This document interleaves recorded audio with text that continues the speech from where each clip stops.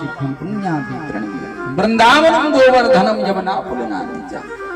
ऐसे वृंदावन की धरा पर जो ही जाना हुआ सो ही गैया मैया की सेवा करने का भाव जगता है। सभी गोप ग्वालों को लेकर के जाना होता है। ब्रह्म मोह कथा में प्रवेश होता है। कृपा करते हैं समस्त ब्रज गोप ग्वालों के ऊपर हेतु कृपा करते हैं। अघासुर नाम का असुर रहता है जगर स्वरूप धराधरुष्टो जलदोष्टो दरियानंतो गिरिशृंगदृष्टा।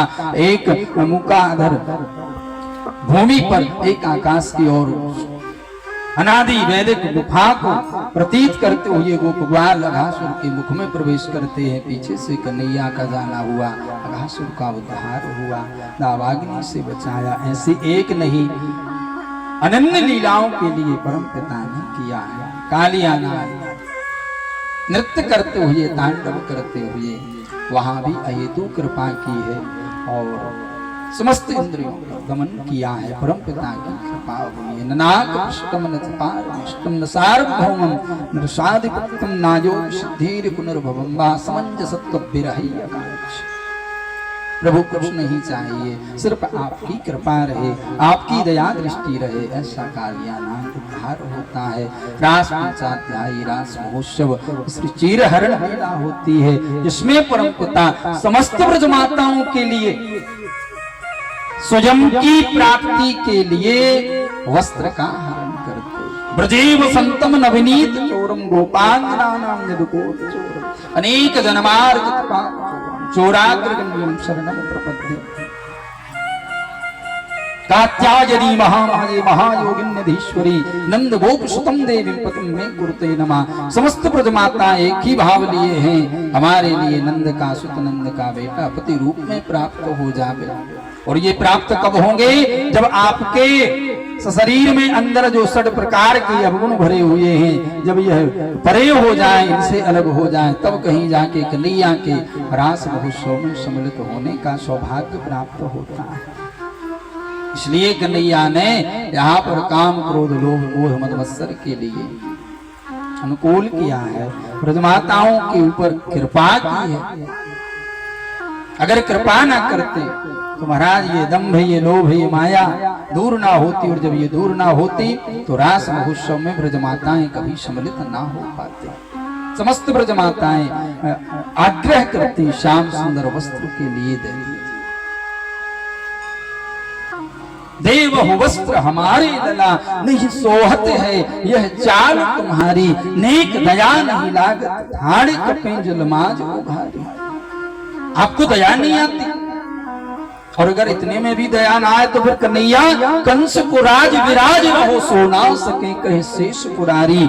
ऐसे मन मोहन ऐसी करो जे में जाने ना कोई, हमारी तुम्हारी कन्हैया कृपा कर दो वस्त्र दे दो। वस्त्रों को दिया गया, फिर जाकर के कृपा विराज गोवर्धन की तलहटी 56 भोग के लिए लगाया गया। बाबा कौन से देवता के लिए मां यशोदा 56 भोग बनाए रही हैं? बताया गया महाराज इंद्र की पूजन के लिए प्रतिवर्ष यह कार्य होता है। इंद्र क्या करते हैं? इंद्र का कार्य क्या है? अरे कन्हैया आपको हम क्या बताएं, अगर इंद्र जल वृष्टि ना करें तो हरी घास ना उगे, और अगर हरी घास ना आवे तो गैया की भोजन व्यवस्था मिट जावे, और जब गैया भोजन व्यवस्था मिटे सो ही फिर कन्हैया ये आपके लिए माखन खाने को कहां से मिले। इंद्र ये करते हैं, बाबा के लिए ज्ञात करा। नहीं इंद्र थोड़ी करते हैं, तो कर्मों का खेल है। बाबा आपको देवता क्या आपके सन्मुख प्रसाद पावे? बोले बिल्कुल नहीं कन्हैया, हम तो भाव से लगाते फिर वही वितरण कर देते। बाबा हमारो देवता है, और वो देवता सबके सामने अपने मुंह से प्रसाद पावे। कौन सा देवता है? गिरिराज।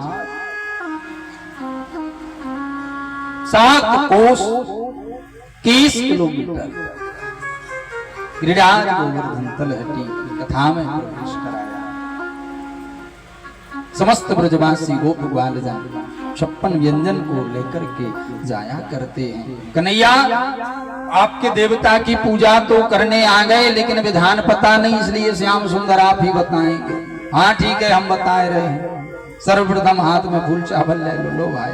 गिरिराज जी का ध्यान किया, जल चढ़ाओ, जल चढ़ा दिया, दूध दही पंचामृत शुद्ध स्नान, यज्ञोपवीत पहनाओ, वस्त्र पहनाओ, धावक हुआ चंदन पोतो, धूप दीप इत्र लगाओ, लो भाई पूर्ण पूजन हुआ। हाँ कन्हैया अब क्या करना? बोले अब 56 भोग लगाना है। जो ही 56 भोग लगने का नंबर आया, सो ही सभी ब्रजवासी आंखें फाड़ के देख रहे हैं कि आज तो हम देख के ही रहेंगे कि या को देवता क्या सच में अपने मुंह से सामने भोजन का। सभी ब्रजवासी जन आंखें खोल के देख रहे हैं। हाँ कन्हैया तो बुलाओ अपने देवता को। बोले हम बुला रहे हैं। ध्यान नेत्र बंद करके किया जाता है। जो ही आंखें बंद हुई, सो ही परम पिता की स्वरूप झांकी गिरिराज तलहटी में विराजमान होती है। हाँ भैया प्रसाद प्रारंभ हुआ, आंखें खोल लो। आंखें खुली महाराज, प्रसाद प्रभु पाते जा रहे हैं। सभी गोप ग्वाल देखते जा रहे हैं, निहारते जा रहे हैं। एक तो सखा छोटा सा बोलने लगता है, काहे कन्हैया थारो देवता कितने दिनन को भूखो है, भूखो तो ऐसो लागे जैसे इसको कई वर्षन से कई दिनन से खा भी को ना मिला। परम पिता प्रसाद पाते जा रहे हैं। कुछ सखा बोले कन्हैया प्रसाद सभी को वितरण भी किया जाता है तो बचा रहे। इंद्रदेव कुपित हो जाते हैं। प्रलयकालीन जल वर्षा का मेघों के लिए आदेश दिया जाता है। प्रवर्तक मेघों की गर्जना होती है। जो ही जल वृष्टि हुई, सभी गोप ग्वाल कहते कन्हैया हमारे इंद्र देवता हमसे गुस्सा हो गए, नाराज हो गए, आप ही रक्षा करो, आप ही रक्षा करो। सो ही गिरिराज को परम पिता ने उठा लिया। यहाँ पर 7 वर्ष की आयु में 7 कोष के गिरिराज के लिए 7 दिन 7 रात्रि सिरोधार्य किया है परम पिता ने। सभी गोप ग्वाल छत्र छाया में खड़े हो जाते हैं। कन्हैया हम आपकी सहायता करें। हाँ करो भैया। अपनी अपनी लाठियां लगाते हैं महाराज। जो ही भार दिया सो ही टूटना चालू हुई। कन्हैया कन्हैया रक्षा करो। बोले हम तो हैं ही रक्षा। काहे कन्हैया इतनी ताकत कहाँ से आए गई? सो ही भगवान बोले ये चोरी वाला माखन है भैया। प्रेम से बोलो राधे राधे। कछु माखन को बल बड़ो, कछु गोपियन करी सहा,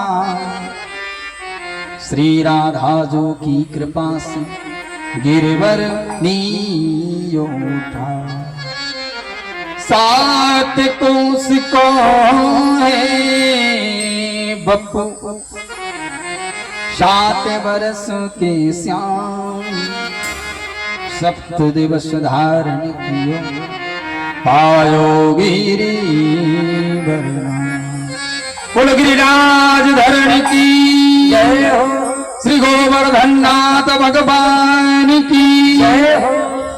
ऐसे परम पिता गिरिराज की छत्र छाया में गाना हुआ। सभी ब्रज गोप ग्वालों के ऊपर कृपा की। यहाँ पर प्रलयकालीन जल वर्षा जो हुई वह जल गया तो कहाँ गया? तो यह प्रसंग हम आज संक्षिप्त में नहीं, नाम बहुत ले लिए, कल जरूर सुनाएंगे। तो कल भागवत कथा का 6म दिवस, भगवान का रुक्मिणी मंगल विवाह भी होगा। कल की कथा में परम पिता मथुरा आगमन करेंगे, मामा का संसार से जाना होगा। और 16,108 विवाह का प्रथम विवाह हमारा रुक्मिणी का कल विशाल रूप में मनाया जाएगा। तो समय का ध्यान रखते हुए ज्यादा संख्या में आना है। अब सुंदर सी गिरिराज झांकी का दर्शन करेंगे और बढ़िया सभी लोग बैठे रहना है, खड़े किसी को नहीं होना है। आरती होगी, आरती के बाद में प्रसाद बटेगा। आरती प्रसाद बैठ करके रहना। इसके बाद में क्रम अनुसार आकर के गोवर्धननाथ की परिक्रमा लगा के चले जाना। क्रम बना के